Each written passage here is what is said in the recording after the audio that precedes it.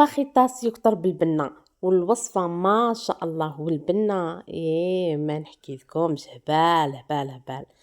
بسم الله والصلاة والسلام عليك يا حبيبي يا رسول الله، صلوا عليه وسلموا أزكى تسليما.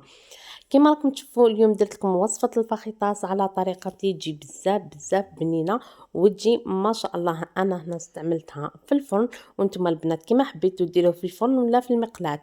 ومن قبل البنات انا استعملتها في المقلاة، هي البنة اللي جات بنينة صح صح جاتني في المقلاة. تبعوني هنا نوريكم الوصفة. عندي هنايا سكالوب، قصصته شرائح، درت المقلاة فيها الزيت وحطيت سكالوب تاعي. انا ما درت له والو البنات، ما ملحته ما درت له والو حتى نقليته باش بديت نملح فيه. هنا حطيته نقلي فيه، ضفت له هنايا الملح، ونزيد ايضا نضيف له فلفل الكحل. فوالا، ومن بعد نحكم نقلبو كي يحمر لي البنات من التحت نعاود نقلبو يحمر لي من الفوق، نخليه يحمر لي مليح جيدا. هنا راهو حمر لي من التحت وحمر لي ايضا من الفوق. راح نحي السكالوب تاعي هنا بعد ما طاب لي، وفي المقلاة اللي درت فيها السكالوب راح نضيف فيها البصله. بالنسبه للبصله انا قصصتها كيما حبيتوا البنات، حبيتوا تقصوها قصوها، انا قصتها بهذا الشكل لانه البصله تذوب وما تبقاش تسمى. كي انا قصتها انا شوي كبيره، هي راهي راح تذوب البنات كي نقليها تعرفوها البنات. شوفوا هنا حطيتها. بالنسبه للسكالوب اللي نحيتو قصصته بهذا الشكل، وانتم البنات كيما حبيتوا تقصوه شرائح مربعات صغار لكم الاختيار. شوفوا البصله هنا راهي ذابت لي البنات طابت جيدا. درت لها الكخان فخاش. بالنسبه للكخان فخاش صنع منزلي، اللي حبت الوصفه تخلي لي التعليق تاعها، وبربي ان شاء الله الخطره الجايه نحطها لكم. فوالا هنا خلطت المكونات جيدا مع بعض، وهنا حطيت ايضا الكزبر.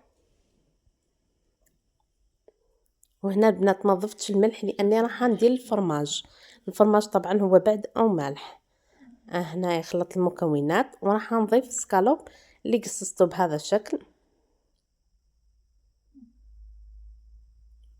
ونزيد ايضا نخلط المكونات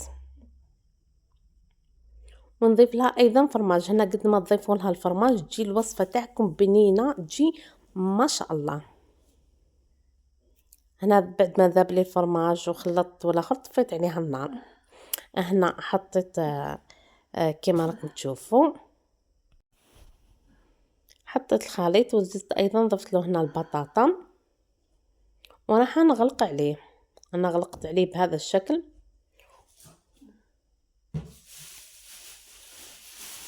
شوفوا ونحطه في الصينيه. من بعد ما حطيتهم هنا دهنت الصينيه تاعي من تحت بالزبده، والفوق ايضا خبيزات هذو دهنتهم ايضا بالزبده، وحطيت فوقهم الفرماج.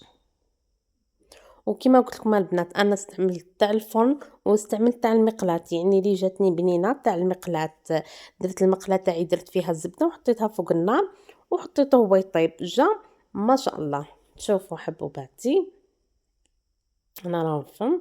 اذا حبوباتي هذه هي وصفتنا لنهار اليوم. اذا عجبتكم الوصفه ما تنسونيش بالدعم والاشتراك. دمتم في رعايه الله وحفظه. سلام.